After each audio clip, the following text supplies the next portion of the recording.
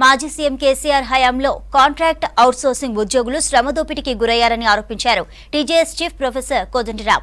BRS పాలనలో హోంగార్డులు తీవ్ర ఇబ్బందులు పడ్డారని ఆరోపించారు. చాలని జీతాలతో వెట్టి చాకరీ చేయించుకున్నారని మండిపడ్డారు. నాంపల్లిలోని టీజేఎస్ పార్టీ కార్యాలయంలో ప్రొఫెసర్ కోదండరాంను కలిసి వినతి పత్రం సమర్పించారు all India home guard welfare association నాయకులు. ఉద్యోగ భద్రత, సమాన పనికి సమాన వేతనం చెల్లించాలని విజ్ఞప్తి చేశారు.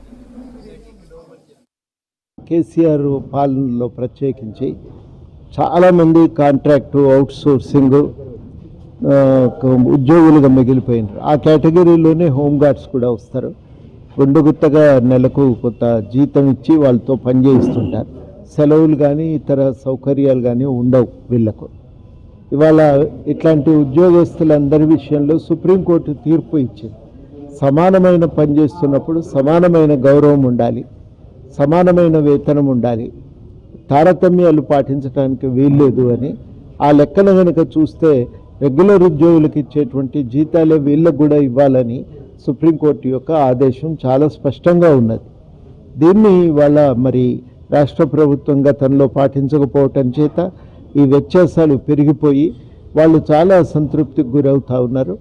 కాబట్టి ఇది హోంగార్డ్స్, ఇతర కాంట్రాక్టు అవుట్సోర్సింగ్ ఉద్యోగుల విషయంలో ప్రభుత్వం న్యాయం చేయాలని అందరూ కోరుకుంటున్నారు. అదృష్టం కొద్దీ కాంగ్రెస్ పార్టీ కూడా మేనిఫెస్టోలో పెట్టింది వీళ్లకు న్యాయం చేస్తామని.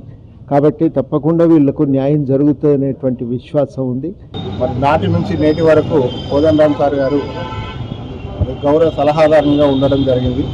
అదే ఉద్దేశంతో మరి ఈరోజు కోదండరాం సార్ని కలిసి మరి మాకున్నటువంటి సమస్యలు ఏవైతే ఉన్నాయో ఆ సమస్యలు మరి రాష్ట్ర ప్రభుత్వం ముందుకు తీసుకువెళ్ళాలని చెప్పేసి కోరుకోవడం జరిగింది.